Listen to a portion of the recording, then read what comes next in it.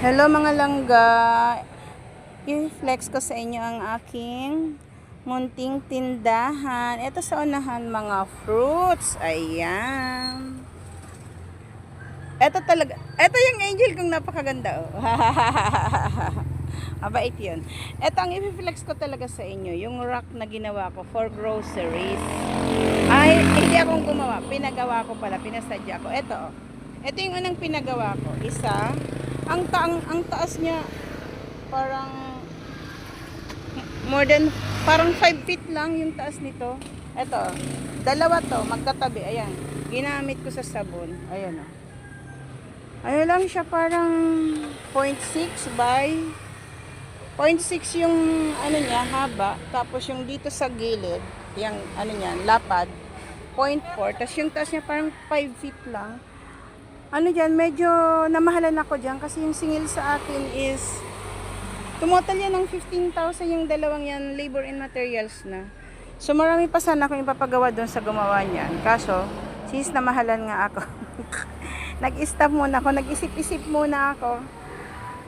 Kaya naghanap muna ako ng ibang gagawa. Buti na lang yung dating gumagawa talaga sa akin. Ito yung gumawa nito. Inantay ko talaga siyang bumalik. Buti na lang, luckily bumalik siya eh. Ito, mura lang yung nagastos ko dito. Sakto lang para sa akin. Hindi katulad nung Pilinex kasi sa nauna is may kamahalan. I-flex ko to sa inyo para magka-idea kayo ng magandang grocery racks. Yung pang forever talaga. Ayan, no, diba? Ayan. Ang total gastos ko dyan, yan yung pinakaunang ginawa dito sa, yung bagong gawa ngayon, yung dating naggagawa talaga sa akin pag may mga pinapagawa ako. Ayan. Labor in materials na, ang total niya 7,500. Nasa 3,000 yung materials lumalabas. Tapos, pakyaw yung labor, it's 4,500. So, 7,500. So, ito naman na isa.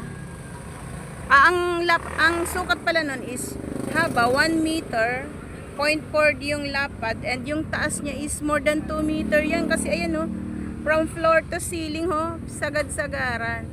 So, ito naman, ganun din from floor to ceiling. Kaso iyan, dati na iyan na may 4 na estante. So pinadugtungan ko na lang para maging 7. Ayan, para maging 7 estante na yan. So ayan, ang total gastos ko niyan is 6,500 less 1,000 na. Kasi nga may dati ng materials yan. Labor in materials na yung parang lumalabas. O ayan mga langga, intermission muna kasi may bumibili. Itong angel ko bago pa lang. Yung gwapo kong customer. Ayan. Ayan. Intermission kasi may bumibili. Ina-assist ko itong aking angel. Hindi pa siya gaanong ano. So ayan na nga mga langga. Ayan o. Diba ang ganda niya? Ang taas. 7 estante yan o. Diba? So 6,500 total gastos ko niyan. So meron pa dito.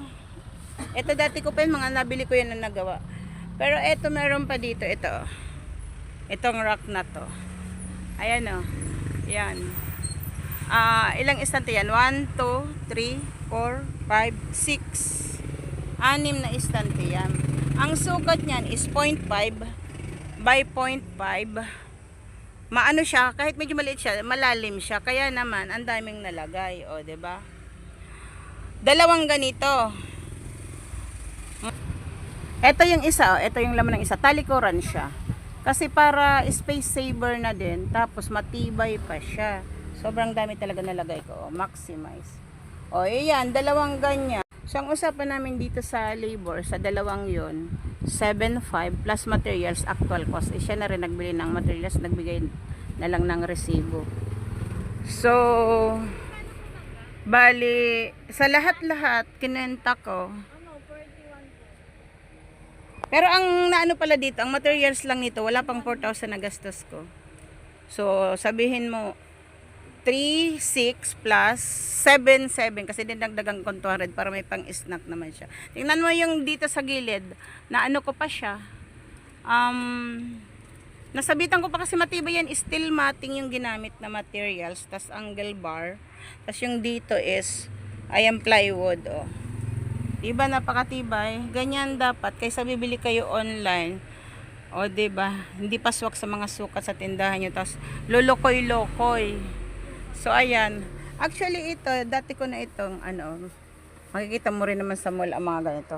Iyan. 160 isang kilometer. Oh, ayan. Matibay iyan. Pero, gawa na yan. Dati pa noon. Forever, nung damitan pa. So, ayan, balik tayo dito sa ganito, 'di ba? Mas bet ko yung ganito kasi nasusukat ko sa sukat na gusto ko. Depende sa space ng tindahan. Kaya, ayan. Sana nakatulong sa inyo kung sakaling gusto nyong mag-grocery business.